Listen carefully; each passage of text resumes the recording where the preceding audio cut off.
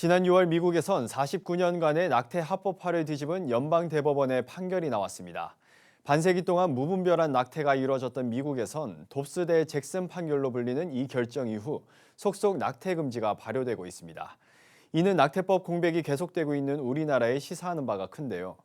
미국 판결을 돌아보고 국내 낙태법 제정을 촉구하는 기도회가 열렸습니다.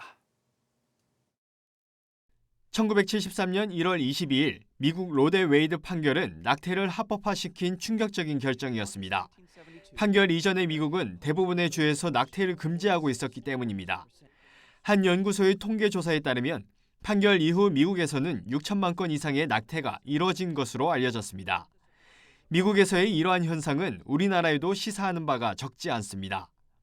우리나라는 1953년 낙태죄가 형법으로 제정돼 66년 동안 낙태와 관련한 처벌이 이루어졌지만 2019년 헌법 불합치 판결로 대체 법안을 마련해야 했습니다. 하지만 이마저도 미뤄져 현재 형법상 낙태죄는 입법 공백인 상태입니다. 낙태를 해도 처벌할 근거가 없다는 뜻입니다. 이런 가운데 지난 6월 미국 연방대법원은 기존의 낙태법을 전격 폐기했습니다. 이른바 돕스 대 잭슨 판결로 불리는 이 결정으로 49년간의 낙태 합법화가 종결됐습니다. 이후 각 주에서 속속 낙태 금지를 발효하는 효과가 나타나고 있습니다. 이상원 총신대 교수는 낙태를 살인으로 규정하는 기준이 생명의 시작점을 어디로 놓고 보느냐에 달려 있는데 낙태를 합법화한 로데 웨이드 판결은 문제의 논점이 달랐다고 설명합니다. 바로 생명의 시작점 문제를 무너뜨리는 데 가장 많은 지면을 할애하고 있습니다.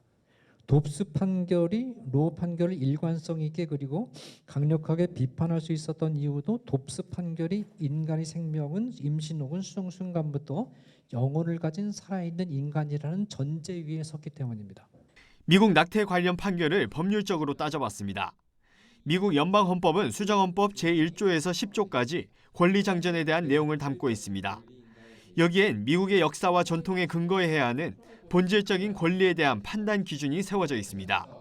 이로 비추어 봤을 때 판결 이전 대부분의 주들이 낙태를 금지해왔던 역사를 부정하는 로데 웨이드 판결의 주장은 본질적인 권리와 거리가 멀다는 결론이 내려집니다.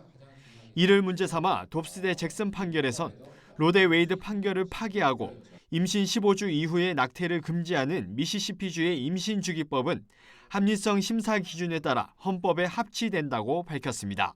낙태도 한국에서 마찬가지로 아주 오랜 역사와 전통을 가지고 금지해왔죠. 그런데 2019년도에 그걸 다 뒤집어서 헌법 불합치 판결이 내려졌죠. 그 제대로 된 거냐? 정말 기본권, 미국식으로 얘기하는 본질적인 권리에 대한 논증이 제대로 돼 있느냐, 근거가 제대로 돼 있느냐 따져봐야 된다는 거죠. 그럼 과연 우리나라에서 내려진 2019년도 판결이 헌법 불합치 판결이 오류 가능성은 없느냐? 정치적인 목적, 사회적 여론 등 법리 판단에 외부적 영향은 없었는지 돌아봐야 한다는 겁니다.